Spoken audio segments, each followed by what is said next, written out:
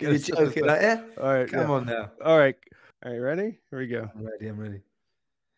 What in the sweet Lord of Doom? I thought you were a cheap audio man, Randy. What's going on here?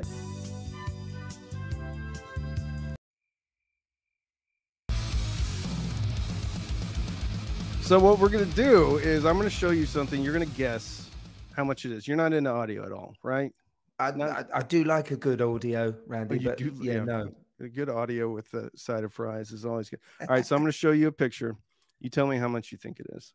All right, here we go. All right, this is a speaker. All right. Ooh. All right, take a look at this. Take a little gander. You tell me how much you think this costs. Well, I do love the 1, 2, 3, 4 sort of levels of it. That's right. You're getting extra speaker for your money here. You're getting some woofers there as well, Randy, aren't you? You're getting some woofers. That's right. I would say it looks heavy as well. And heavy is always good for the bass. In dollars terms, I would say this was a good $350. $350. All right. Yeah. Is that your final answer? I don't know now. All right, ready? Here we go. I'm ready.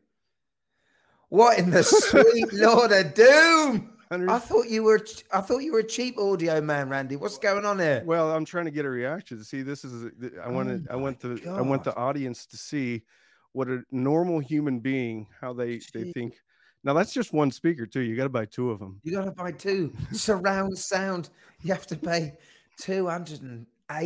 Oh my gee. Without further ado, we are very lucky today to be joined by the mad watch collector himself. Oh man, Russ. Russ, how are you? I'm doing brilliant, Randy. I'm so chuffed to cross-pollinate YouTube channels, my friend. I know the Earth may spin off its axis and hurl itself into the sun with this much charisma all on one screen. Well, personally, I'm a huge fan of Russ. I've been watching Russ for a long time. You have some of the funniest bits, like you have characters. Anyway, I watched your stuff and I was just like, this guy is so brilliant. So if you're not subscribed, even if you're not interested in watches at all, I'm going to put a link to one of Russ's videos right up here, and go and check out the Mad Watch Collector because it is hilarious. You're truly gifted. You are into value proposition with watches. Value can be in all sorts of terms. It doesn't just have to be in the price, as you hopefully might know yourself. But yeah, I mean, I'm a person. I come from a band. I used to sing a lot, and I used to be an amateur dramatics, and I like entertaining. Entertaining is what I enjoy to do. You know. So you're a musician. So do you have like a hi-fi setup stereo that you listen to? I've had a number of Bose stuff. I've had right now. Everyone's collectively like that because Bose is not a popular thing amongst the listen. I started with Bose. I like Bose. I've got Sonos. Yeah. Sonos. Yeah. Is that shunned as well, Randy? Or is that... It is. Yes. Oh my God. Certainly is. I've got Beats. What about Beats? Dre's Beats. Even worse. You are digging yourself a hole, my friend. So we're gonna go. Just hang on, Randy. I just need to. I've got to write this down because I might be interested in this one when I get off this stream. You know, you're going to pick a couple of these? Yeah. I've had my eye on the ash gray couple of them. So. I thought you'd be in the British racing green. That is so stereotypical. Yeah, the old Jaguar color. You're into vinyl, right? I know you love vinyl. Oh yeah, I do. I've got quite a bit of vinyl. All right, all in the back there. All right, so this looks like the insides of the record players that I've had in the past. Man, what's going on here? You're not getting a whole record. See, that's the lack of features is actually a feature here, Russ. The lack of features means you pay more for the lack of features. That's right. So I've got to think of the price here now. Bear in mind, the last set of speakers were $139.99. An easy $280,000 for a pair of speakers. So this is Michelle. This is actually a British company. So Michelle. What's Shell? Yeah, Michelle. Michelle. That's a fancy name, especially in the UK down here. Family owned too. Family owned. Family owned. Well, it's not like your It's like Braemont. Yeah, like, wow, here we go. Here we go. There's some big price coming now, isn't there? I would say for this thing, you were talking, I reckon, $3,000. Not too shabby. You're actually pretty Oh, close. yeah, not too bad. 48.38. All right. So if you are a budding watch enthusiast, I know you're a huge fan of Casio. Yeah. Tell me what watch someone should consider maybe as their first watch. Oh, that's a brilliant. I love that. It all depends what you want or what you brought up with. So You're when I big fan of start, Back to the Future, stuff like big that, right? fan of Back to the Future, Yeah. man, and anything sci-fi. You know, Blade Runner with Harrison Ford's had a digital watch in that. There's all sorts of 80s nuance, sort of, you know, futuristic. What they thought was the Aliens, future. Ripley, Absolutely, awesome yeah. watch in that. That was the Casio A100. Well, it was the F100. They brought it back for the A100. It's an awesome watch. Okay, so I would definitely go for the CA53W. That is the Marty McFly watch. So it was a watch that came out in 1988, I think, and it hasn't changed since. Sort of embodies Casio for me. Casio came out in 1949, if you believe it. 1949. Yeah, I know. Oh, he's got a 5610U. You know the model numbers, like I know the model numbers of like of Hi-Fi stuff. That's the Mac Daddy of G-Shock Squares. That packs a huge punch. It's an amazing watch. It's around about the £100, so $120, something like that. I would say for nostalgia for me, I would go the CA53W first, the calculator watch. But if for anyone that wants a watch that's going to get through an apocalypse or some sort of Armageddon, it's coming too, you know, or some sort of audio war or something. That's right. Yeah, man, I would definitely take the 5610U 100%. I would go myself personally. I would go for it. Look at that. Yeah. So this is a Seiko. Is it upside down? No. This is a Seiko. This is a Seiko 5. So basically, these watches aren't being made anymore. These things you can still buy them on Joma Shop. But this is awesome. This is Applied Markers. You can buy them in the likes of Joma Shop for around $120, $130, and they are mechanical watches. Ooh. So they're watches that never need a battery. All right, we're gonna go back. Okay, here's a good one. This one. So this is a phono cartridge. Look at it. It's beautiful. It is awesome. Looks like something out of Blade Runner. All right. So phono cartridge. This goes on the end of the tone arm. So it has the needle there at the bottom. And so that's what lays on your record right there. Wow. So this is a limited edition Audio Technica phono cartridge. Okay, so we know that's a big brand, isn't it? Yes. Audio Technica. Comes with a fancy case here too. Comes with a wooden display box there. That's right. Display box for something that should be on the record player. Just when it's resting, I guess you can put it in there. Listen, anything that needs a wooden box is going to be pretty pricey. That's Himalayan swine bark. Here we go. Here we go. This is not just your regular oak. This is, wow. Okay, so that's not solid gold or anything, Randy, is it?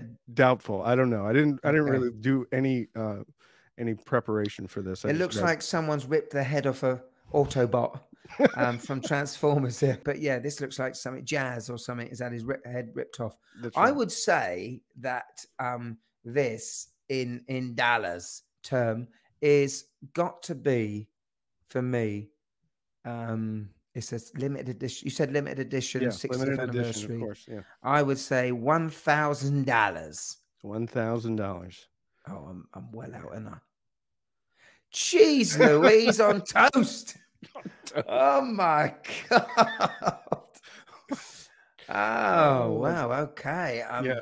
It's only $18,300.99. So you're saving some money on that one. Wow. So tell me how you started your channel. What led you to YouTube? What led me to YouTube? Well, I was obviously a fan of watches before. I'm a tennis coach by day. I've got a tennis coach business. Lockdown, pandemic happened in 2020. And for some reason, I couldn't teach someone 20 feet away outdoors how to play tennis. So I was locked indoors at home.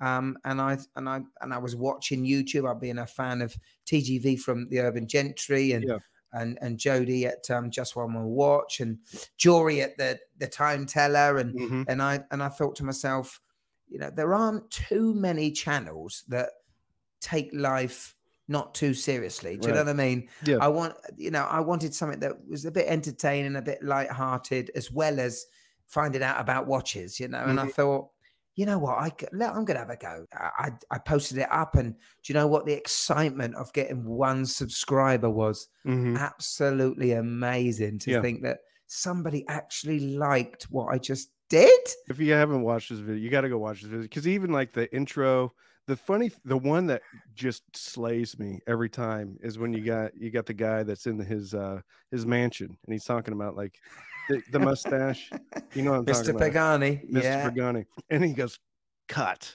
And he's like, darling, I've messed my trousers. I about fell out of my bed.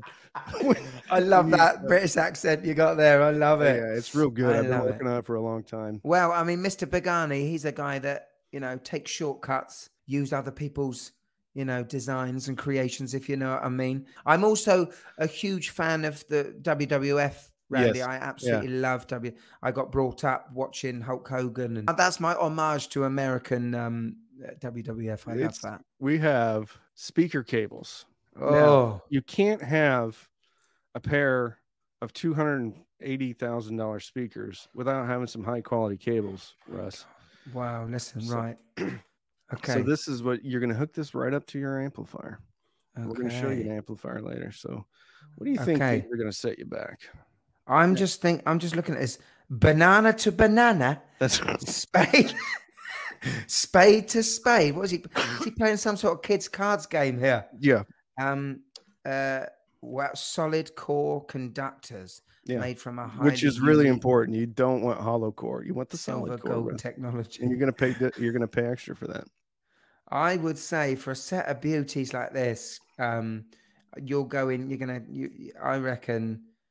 Oh, I mean, God, what do you pay for cables? You get red and black. So you get red and black. You know, for 4 meters, because they look like they're showing you the 2 meter one here. Yeah, you know, this is tiny. For a 4 meter, I reckon you'll set you $350. $350. All right.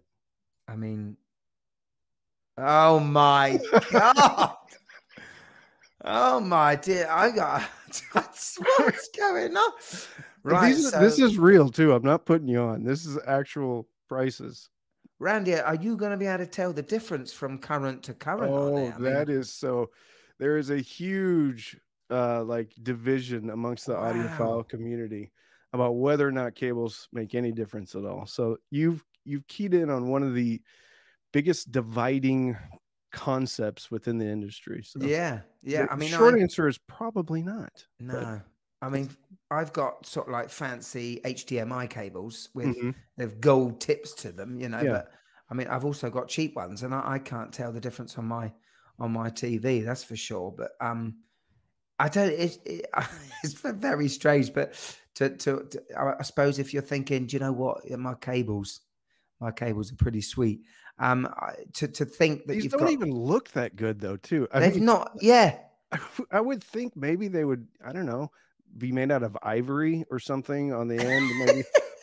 Maybe. Well, I mean, even if you smelted the gold silver technology down, that's going to give you about £400. I don't see where the value is myself. All right, so this is an amplifier. This would be straight out of like a James Cameron film. This thing would be coming at you. This looks like one of those new enforcers, these security enforcers that are on 4 legs. Do you remember coming after you? There was a Tom Selleck sci-fi show, and throughout there was like these spiders that would come after him. Yes, what was that show? That annoys me. Don't know the name of it. Oh my God, I need to remember that. I so remember that show. All right. Yeah. So this is the Griffon. The Griffon. Yeah. Oh, we had a Griffon. That's right. The Griffon cables. So the cables are going to hook to this thing. What, as a leash? Yeah. Wow. Yeah. And then you walk these around. Is it touch screen? That's what I want to know. I think it actually is. So there is some type of display going. I don't know what it's displaying. temperature, air velocity, terminal velocity, something like that. I would say that is, Christ. So the cables were 18 grand. Yeah, This I think has got to be 16.8. Yeah, I would say 79 grand. all right. I mean, that's just 79 grand. ridiculous. If it's anywhere near that, oh, that's dirty. Well, you know, the funny thing is this is cheap compared to the speaker cables. Yeah, I mean, 17 grand for the speaker cables, 97. So yeah, 97,000. I think this is used too. So this is 90. I think these go for like one, because a lot of these they don't put the price online because you have to go into the shop and What I want to know is, Randy, what is the point? What is the point adding the $5.37? if something's 97 grand, why someone he's got a minimum 37 cents? He's got a minimum margin he needs to hit. Randy, can I just ask, what is the most you've ever spent on audio equipment, on an audio? Personally, I practice what I preach. So I usually most of my stuff is very affordable. Okay, cool. In like when you keep it in perspective.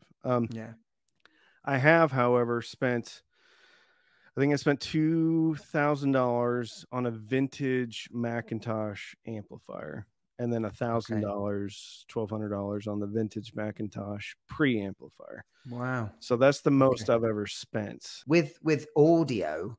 What makes something 4,000 and what makes something 1,000? Because obviously we know it's about brands as well. Brands has a base. So if a Technica, and you know, a lesser name, you know, it might have a grand's different between it. But what is it that you listen to or you look at first when you review or compare a big pricey one to a not so? You will start to hear more instrument separation. So like name me one of your favorite songs from as a kid. Well, I'm a Beatles fan, so I'm a huge Beatles fan too. Lady Madonna. All right, Lady Madonna. So you sit down, you listen to Lady Madonna over your Sonos. Okay, sounds great. You love it. Tapping your foot. You come over to my place. I put it on, and you listen to Lady Madonna, and you're gonna hear more. Like there's going to be way more going on in the music that you've heard that song 1,000 times. Yeah. But it will be like you're hearing it for the first time because there's going to be so much extra. The instruments are going to be separated out. People will be placed in space, like on a stage. So you'll be able to hear separation as far as where that person is at in space. Yeah. So that's kind of like the thing that starts to, as you go up in price, in theory, you should start to get more instrument separation, more immersive sound, and just a more enjoyable experience. But that's what gets you hooked. The first time you hear something extra that you haven't heard before, that's when you become like an audiophile. At least that's what it was for me. There you go. This is Abyss. These are headphones. And they're huge. They look like, if you put them on, they look like SpongeBob SquarePants. I mean, they look like they could be attached to the ceiling, and you could spin around. It's like a crane as the counterweight for wow. Okay, so cool. Abyss. Have they been around a long time, Randy? I think they have. And they're using some new technology here, or so what these have are they're called a planar magnetic. This is kind of like a ribbon. So you'll have a whole bunch of like leads that will kind of crisscross a magnet, and then they move in and out. So cool. A planar magnetic. Well, for a set of headphones, I'm basically going to judge this now on a fella that's got all the gear that you've just shown me. God knows what his house is like. God knows what his fridge is like. But I would say that he's probably got about 4 sets. I would say that this is £20,000, $25,000 for a set of ridiculous headphones. You're way okay. Yeah. Only $6,000. Yeah. Now this is, so you have just been duped into the audiophile world where I show you a whole bunch of expensive stuff. Yeah. And then you see something for $6,000 and you're like, that's not bad at all. That's the same thing with watches. You look at a whole bunch of watches, 100%. And then you're like, $1,000 for a dive watch? That isn't bad at all. Well, I can't thank you enough for coming on, man. Man, it's parting words. So I will link the Mad Watch Collector YouTube, of course. Do you have like, are you on socials or anything like that? Instagram? I'm on Instagram, the Mad Watch Collector.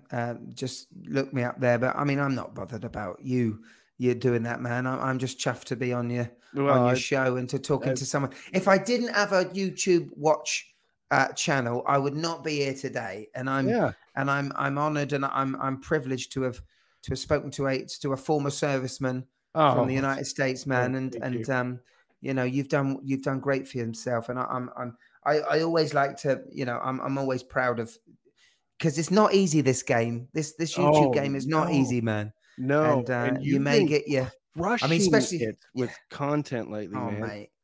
I just think it's awesome. No, thank you, man. We know that no matter what you do, you're going to get haters and whatever, and jealousy. You can call it all sorts of things. Yeah. But you just push it and you be true to yourself, which is what you have been, and you know, and you reap the rewards, man.